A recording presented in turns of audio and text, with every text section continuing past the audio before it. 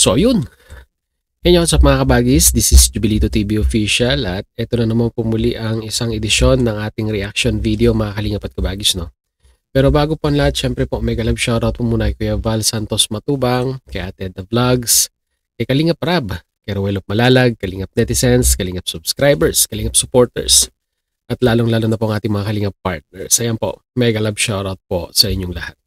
So ito na nga mga kalingap at kabagis for today's reaction video. Gawin po natin ng reaksyon at muli po pagbibigay ng opinion dito po no sa pagbisita ni Kalingap Rab kay Tatay Robin at sa hindi po inaasahang pagkakataon ay may napansin si Kalingap Rab na hindi na dapat ginagawa ni Tatay Robin mga kalingap at kabagis, no. So bago po natin gawa ng reaction, panoorin po muna natin yung part na yon mga kalingap at kabagis. Narito po yun. Sorry kuya. Ano yan? Kala ko di ka na mainom. Pambihira. Ano yun kuya? Kanino yun? Kanino yun kuya? Alam kuya. Kanino yun? Hindi nga, kanino nga? Ha? Kala ko nag-usap na tayo. Oo nga kuya. Hindi kay Nico po yun. Hindi siya nagkagabi ng kaso kaya nalabas. Sigurado ko kay Kuya Nico yun. Pero kung sa Grabe. akin yan, paamin talaga ako. Kung sa akin yan, naamin talaga ako. Di ba nag-usap na tayo na hindi na sabi ng doktor na tigilan mo na yung pag-inom mo? Kaya nga. Bakit may ano ka dyan? May red horse ka dyan? Sorry kuya. Ano na tayo? Kala ko ba nag-usap na tayo? Kami gusto ka namin tulungan. May babalita nga ako ngayon sa'yo eh. Ito totoo niyan. Kailan ka pa Kailan ka pa nagiinom ulit? Nagkanayon lang sana ako. Ngayon lang. Oo.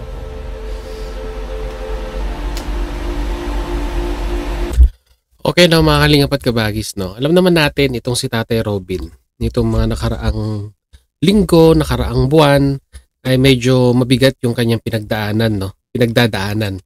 Lalong-lalo na sa problema sa magulang. Gusto niyang umuwi ng India pero sa kadahilanan nga pong may inaayos pa po na overstaying dito po sa Pilipinas ay medyo naaantala, no, yung kagustuhan niyang muli pong makasama ang kanyang mga magulang at siguro po sa araw-araw na iniisip niya yon, pati po yung psychological na side ng kay Tatay Robin ay naapektuhan na hanggang sa ito nga parang ang nagiging nagiging reliever niya sa tension na kanyang nararamdaman or iniisip sa araw-araw regarding sa kanyang mga magulang ay yung pag-inom po, no, ng alcohol.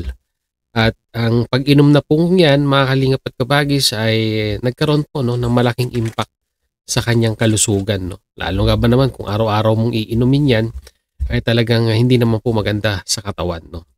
Itong reaction video na ito mga kalingap at kabagis ay hindi para i-bash si Tatay Robin. Bagkus parang maging maging eye-opener sa kanya, no, sa pinagdadaanan niya in regards po sa problema niya sa kanyang pamilya.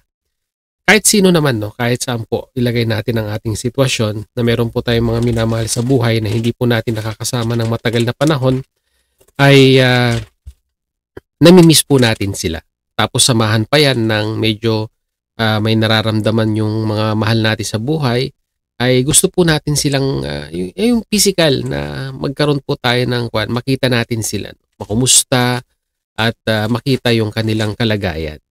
Na ito nga, yung nangyari kay Tatay Robin ay hindi nangyayari yung ganon. Kaya parang kanya na lang labasan ng sama ng loob or sabihin na natin para maging lumabas ang kanyang saloobin ay yung pag-inom ng alcohol, which is hindi po maganda, no, mga kalingap at kabagis, no.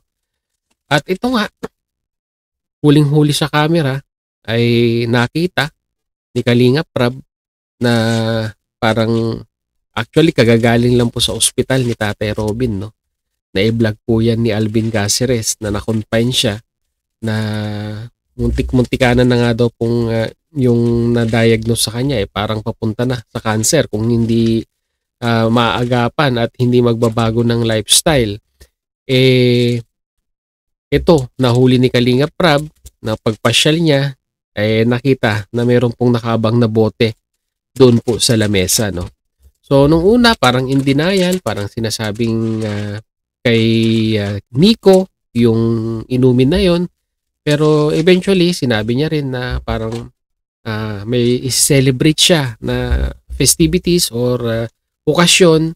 Kaya parang mapapainom sana siya. Pero hindi po natin alam kung nasimulan niya na or magsisimula pa lamang siya at that time. Pero ang sabi niya kay Kalinga Prab ay magsisimula pa lamang.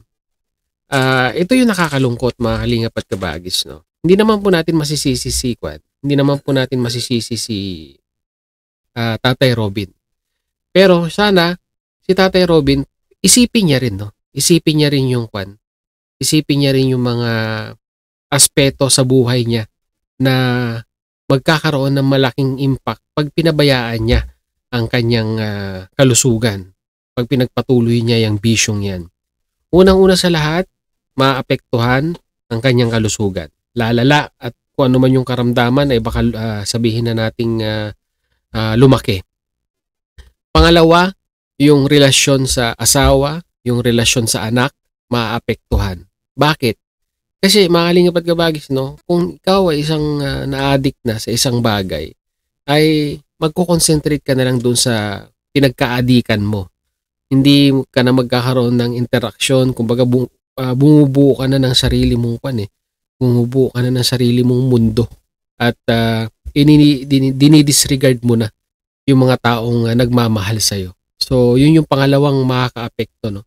At ang pinaka-pangatlo dito, o sabihin na natin pinakahuli, mga Kalingap at Kabagis, no, ay malaki po ang masasayang. Di lamang sa pinansyal, dahil unang-una sa lahat, syempre, nakaabang ang gastusin pag nagkasakit.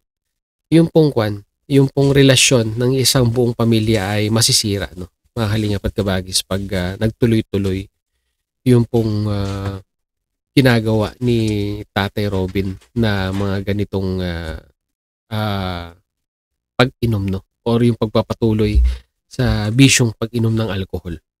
So sana, no, mga Kalingap at Kabagis, kung si Tatay Robin mapanood mo itong reaction video natin sa iyo, ay maging eye-opener yung pagtulong na ibinibigay sa iyo ng Kalingap, no. Hindi naman sila nagkulang, sila Kalingap Rab at mga Kalingap partners natin na pagsabihan ka regarding dyan. Alam ko, once na na-addict ka na, or sabihin na natin yung addiction mo ay ganun nakataas, minsan napakahirap ng napakahirap ng kontrolin. Pero siguro by yung group session, mga Kalingap at Kabagis, no, magkaroon ka ng group session sa mga para mapag-usapan yung kinaadikan mo. Meron po yan, mga Kalingap at Kabagis, meron po mga grupong ganyan na kung saan ay nailalabas nila ang kanilang mga issue, kung bakit nila ginagawa or bakit sila umiinom, bakit sila gumagamit ng kung ano man. Meron po yan. Therapy ang kailangan ni Tatay Robin. Dahil kung hindi po kayang ibigay ng pamilya yung therapy kailangan ni Tatay Robin sa mga panahong ito, ay magtutuloy at magtutuloy lamang po yung ginagawa niyang kahit pa konti-konti, pag napaparami, ay ganun din naman po yung magiging outcome. Lalong-lalo na po sa pag-consume ng alcohol. So, Tatay Robin, once again, isipin mo na lang yung mga anak mo. Maliliit pa sila at marami pa silang binubuong pangarap, no? At kasama sa pagbuo nila ng pangarap, syempre po, yung makitang buo din po yung pamilya nila. Diba? Yun po yung isa sa mga din po, main objective at main goal ng mga anak natin, no? Na makita nilang masaya yung kanilang nanay at tatay na hindi nag-aaway, yung nakikita nila na yung tatay nila ay progresibo sa buhay at hindi ganyang nahuhumaling sa bisyo, no, mga Kalingap at Kabagis. So yun lang po, no, ang ating reaction, opinion dito po sa naging pagbisita ni Kalingap Rab kay Tatay Robin, no.